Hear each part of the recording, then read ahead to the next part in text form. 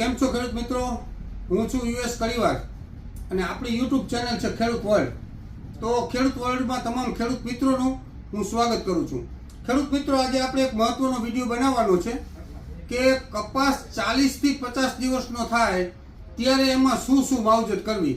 ઘણા બધા ખેડૂતો અત્યારે પ્રોબ્લેમમાં હોય છે કે 40-50 દિવસનો થાય ત્યારે કઈ દવા નાખવી, કયું ખાતર છાંટવું, કયું ખાતર પાયામાં નાખવું, આ બધા પ્રશ્નોનું આજે આપણે એક વિડીયોમાં સોલ્યુશન કરવું છે.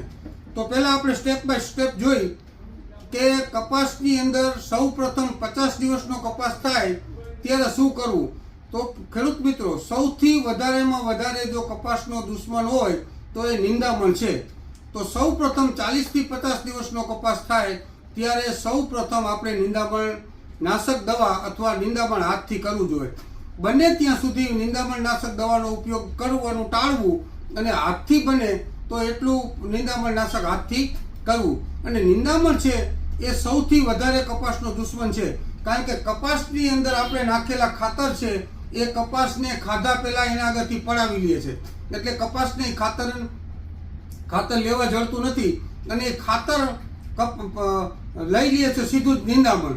એટલે સૌ પ્રથમ આપણે 40થી 50 દિવસનો થાય ત્યારે સંપૂર્ણપણે હાથથી નિંદામણ કરી લેવું, જેના કારણે કપાસનો ગ્રોથ છે, કપાસના મૂળનો વિકાસ છે, કપાસની ઉપરના ટોચ લેવલની વસ્તુ છે અને કપાસના જે નીચે પડેલા જમીનની અંદર કાર્બન, ફોસ્ફરસ આ બધું છે એ ખળને ખાવામાં ન મળે અને કપાસને મળવાનું ચાલુ થાય. તો સૌ પ્રથમ આપણે કપાસનું નિંદામણ નાશક કરી નાખવું. હવે કપાસનું નિંદામણ નાશક કરી દીધા પછી કપાસની અંદર પાળા ચડાવી દેવા, કારણ કે કપાસની અવસ્થા આવડી થાય એટલે પાળા ચડાવવા હિતાવ હશે. શું કામ? કે એક તો એ ક્લાઇમેટ એટલે કે વાતાવરણ, પવનવાળું વાતાવરણ હોય, જોરદાર વરસાદવાળું વાતાવરણ હોય તો એના સામે પાળા ચડાવો એટલે કપાસને ટેકો થઈ જાય છે. હવે આ પાળા ચડાવતા પહેલાં ખાતર આપી દેવું જરૂરી છે, કારણ કે આપણે અગાઉના સમયમાં નાઇટ્રોજન, ફોસ્ફરસ, કેલ્શિયમ અથવા નાઇટ્રોજન અને ફોસ્ફરસ ડીએપી અથવા એનપીકે આપેલું જ હોય છે. હવે બીજી વખત કયું ખાતર આપવું એના માટે આ મહત્વનો પીરિયડ છે. તો ખાતરમાં ઘણા ખેડૂતો એવી ભૂલ કરે છે કે કપાસનો ચા આમ વાવેલો હોય એટલે ખાતર સીધું આમ રેડી દે અને પછી પાળા ચડાવી દે. તો આ ખાતર કપાસને મળતું નથી અને આ ખાતર છે એ પાળામાં ઉપર વયું આવે છે, જેના કારણે ફોસ્ફરસ એમની જગ્યાએ પડ્યું રહે છે અને એમાંથી નાઇટ્રોજન થોડુંક રિલીઝ થઈ અને કપાસને મળતું હોય છે. બાકી ફોસ્ફરસ 1% મળતું હોતું નથી. એટલે ગમે ત્યારે તમે એનપીકે પાળા ચડાવવા ટાણે છે એ નાખો ત્યારે નાખવાનું નથી, પરંતુ બે બાજુ દંતા રાખી અને વાવવાનું છે. વાવવાનું છે એનું મહત્વ શું છે કે જ્યારે તમે એનપીકે વાવો, બોરોન વાવો, ઝીંક વાવો, ફોસ્ફરસ વાવો, સલ્ફર વાવો, આ વાવવાથી કપાસના તંતુ મૂળ તૂટતા જાય અને એની બાજુમાં ખાતર પડતું જાય તો એ સૌથી વધારે સારો તરીકો છે. તમે નાના ટ્રેક્ટરથી વાવો કે બળદથી વાવો, પણ ક્યારેય નાખી અને પાળા ચડાવવા નહીં. ખાતર હંમેશા ચાસમાં દંતારથી વાવીને કરવાનું. હવે 60 દિવસનો કપાસ થાય એટલે કેવી કાળજી રાખવી? તો આપણા ફિલ્ડમાં જઈ અને આપણે જોવાનું કે કપાસ 60 દિવસનો થઈ ગયો છે એટલે લીલા ચૂસિયા, મોળો, થ્રીપ્સ, કથીરી આ બધાને મહેમાનગતિ કરવાનો ટાઈમ કપાસમાં થઈ ગયો હોય છે, કારણ કે ત્યારે એ બધાય રાહ જોઈને બેઠા હોય છે કે જેવો 40થી 50 દિવસનો કપાસ થાય અને ક્લાઇમેટ એટલે કે વાતાવરણ એને અનુકૂળ હોય એટલે થ્રીપ્સ આવે, લીલા ચૂસિયા આવે, જેસીડ આવે, એફિસ આવે એટલે કે મોલો, લીલા તળતળિયા અને થ્રીપ્સ આ બધી વસ્તુ આવવા માટે તૈયાર બેઠી હોય છે. એટલે આપણે પાંદને ઉપરની સાઈડમાં અને પાંદની નીચેની સાઈડમાં જોવાનું કે હવે આ સમય આવ્યો છે એટલે આપણે એમાં કઈ દવા છાંટવી.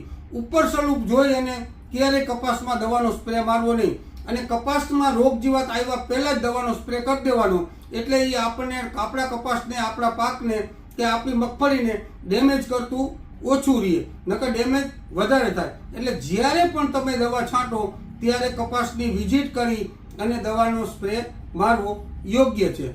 હવે પછી આ ટાઈમમાં 50 દિવસમાં કપાસ થાય એટલે એમાં ફૂલ ખરવાની અવસ્થા આવે તો ઘણા બધા ખેડૂતો હોય છે કે આમાં ફંગલ ઇફેક્ટ આવી ગઈ છે, જેના કારણે મોટા મોંઘા મોલેક્યુલ એજિપ્ટોસાઇટોબિન છે, ક્લોરોથિનોનિલ છે, પછી ટેબુકોનાઝોલ છે, આ બધી વસ્તુઓ છાંટતા હોય છે.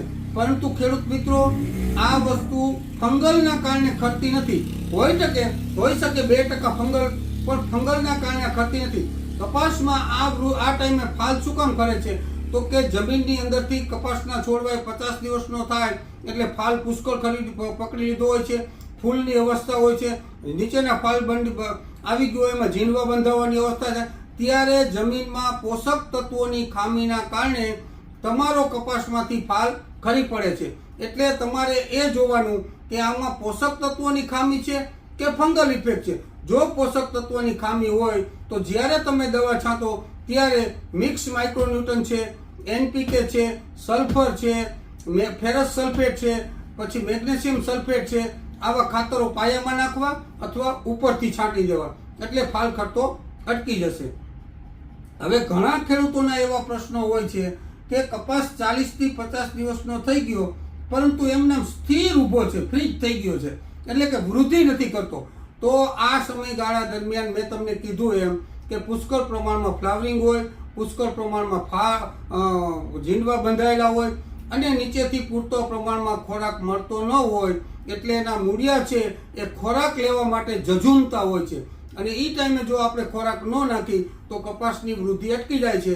એટલે એ ટાઈમે મેગ્નેશિયમ સલ્ફેટ છે, મિક્સ માઇક્રોન્યુટ્રન છે, આ બધી વસ્તુ તમારે 40 થી 50 દિવસનો કપાસ થાય ત્યારે આ વસ્તુ નાખી દેવી. હવે બીજો એક પ્રશ્ન આવે છે કે 40 થી 50 દિવસનો કપાસ થાય ત્યારે તમે જોયું હોય તો કપાસનો છોડવો ઊભો મુરઝાઈ જાય છે. બરાબર, આપણે સાંજે જ્યાં હોય તો કાંઈ ન હોય અને સવારે આપણે પાછા ફિલ્ડમાં આંટો મારી તો ઘણા બધા આપણને એવા છોડવા મળશે કે જે મુરઝાઈ ગયેલા હોય છે. તો આ શું કારણ? તો મને ઘણા બધા ખેડૂતોના પ્રશ્નો આવે છે કે સાહેબ આનું કારણ શું છે? તો આપણે એના માટે કહીએ કે આનું કારણ આ છે, પણ ખેડૂતો છતાંય આપણું માનતા હોતા નથી અને મોંઘા મોલેક્યુલ ડ્રેન્ચિંગ કરી નાખે છે. ટેબુકોનાઝોલ છે, પછી એઝિથ્રોસાઇટ્રોબિન છે, હેક્ઝાકોનાઝોલ છે, આ બધા ડ્રેન્ચિંગ કરે છે. અરે ભાઈ, આ ફંગલ નથી કે તમે ડ્રેન્ચિંગ કરો તો થઈ જાય. આ સમય દરમિયાન વાતાવરણની અંદર વાદળછાયું વાતાવરણ હોય અને જમીનની અંદર સૂર્યપ્રકાશની અવર જવર ન થાય અને ઓક્સિજન ન મળે એટલે છોડવો મુરઝાઈ જતો હોય છે. આની કોઈ ફંગલ ઇફેક્ટ હોતી નથી અને એવી કોઈ ફંગલ અત્યારે છે નહીં કે કપાસના છોડવાને પકડી લે. જેવી રીતે મગફળીનો જીરાનો છોડવો સુકાઈ જાય છે એવી રીતે કપાસનો છોડવો ક્યારેય સુકાતો નથી. એટલે આ ખાસ ધ્યાન રાખવું, આ કોઈ ફંગલ નથી. પરંતુ એના માટે તમારે શું કરવાનું? જો શક્ય હોય તો પાલોર પાણી ઉતારી દેવાનું અને જો વરાપનું હોય તો આંતરખેડ કરી નાખવી. એના માટેનો આ બેસ્ટ ઉપાય છે. હવે 40 થી 50 દિવસે આપણે કપાસની અંદર કયો સ્પ્રે મારવો? તો મેં તમને કીધું એમ કે 40 થી 50 કપાસમાં 40 થી 50 દિવસે કયો સ્પ્રે મારવો? તો કપાસમાં 40 થી 50 દિવસે નોર્મલ સ્પ્રે મારો તોય ચાલશે, મોંઘા કોઈ મોલેક્યુલ મારવાની જરૂર નથી.